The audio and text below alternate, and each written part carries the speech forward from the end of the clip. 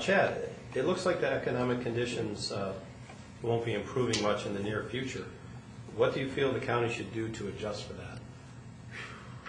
Well, we need to start out by spending less. Without a doubt, we need to hold the line on the taxes. The only way this economy is ever going to come back is for taxpayers to have more money in their pockets so that they can spend money on products and so our businesses can grow. So obviously, spending less has got to happen. We've got to develop our businesses. Would you repeat the whole question, please? Certainly. It looks like the current economic conditions won't be improving much in the near future. What should the county do to adjust?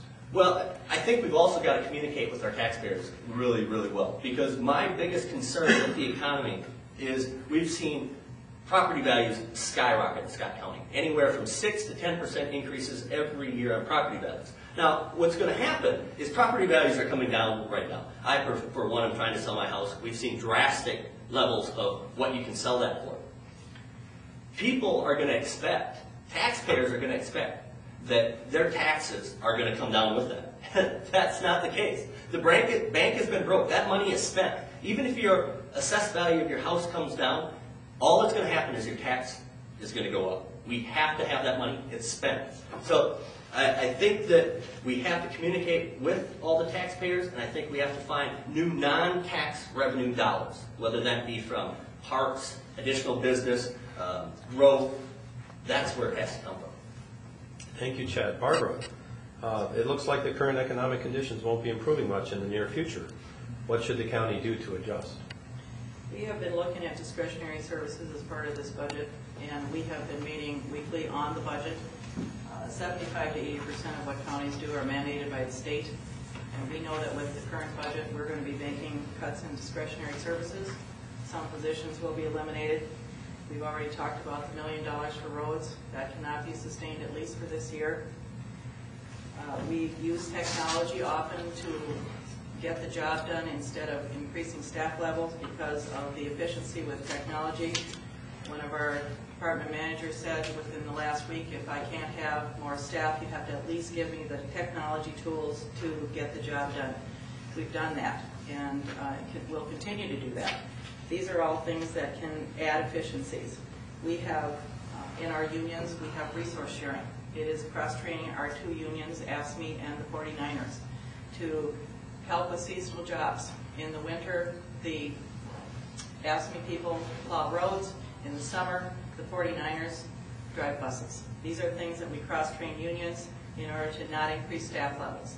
We have pay for performance in all of our unions so that people are expected to do a good job, a great job, without steps increases.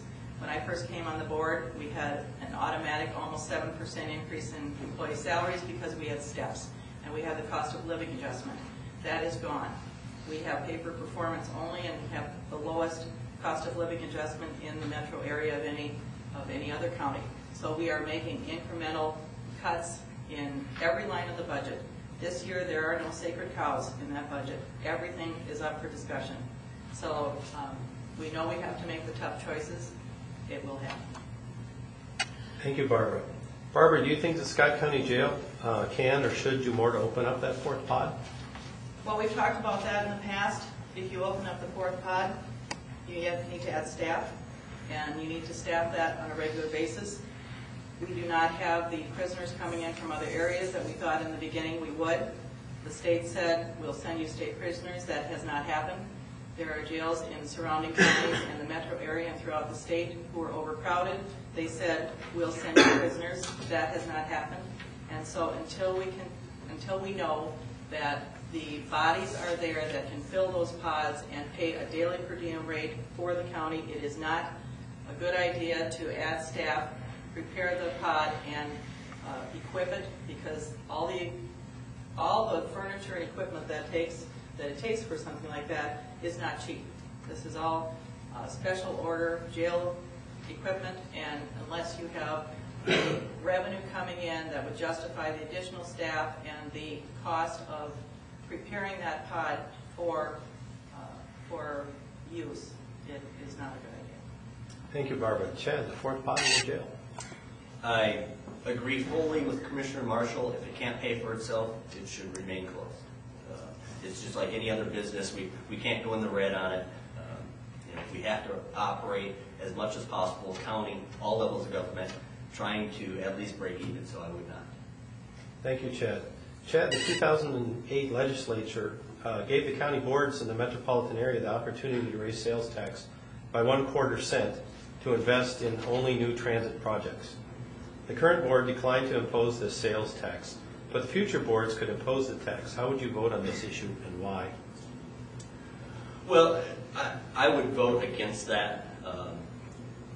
I think that with the legislature doing that, there's no guarantee what percent we're going to get back. I think we've heard discussion from the gas tax standpoint. We get taxed a large percent on every gallon, and we only get a small percent back.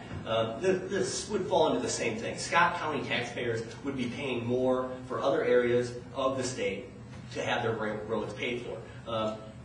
We need to have legislative initiatives going forward at all times, trying to increase the road system in Scott County, but I certainly would not want an additional sales tax. I look at the wheelage tax that Scott County put on, and that money stays in Scott County. It goes for projects that we can actually see the benefit of. That's something that I would support. I think that we need to, if we're going to fund it, if we're going to pay Scott County residents, I want to see the money stay in Scott County, and having the state do that, I don't think is a good idea. Thank you, Chad. Barbara, the quarter transit sales tax. I also voted against it. It was a unanimous vote by the county board. We found out that there would be no projects coming to Scott County with that money. We would be getting some money back, but it would be a fraction of what we paid in under that scenario. Attached to that same bill was a $20 excise tax that would have been tacked on to any vehicle sold in Scott County. That was also rejected. So the state legislators gave us the ability to do that. One other county that approved it in the beginning is now thinking about pulling out because they realize that the formula that was approved and their voting ability on that board would not bring any projects to their county.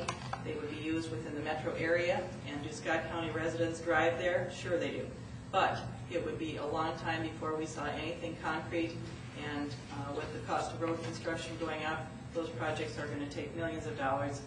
And I didn't think it was a good idea then, and unless the formula changes and the weighted voting changes, it's not a good idea for Scott County.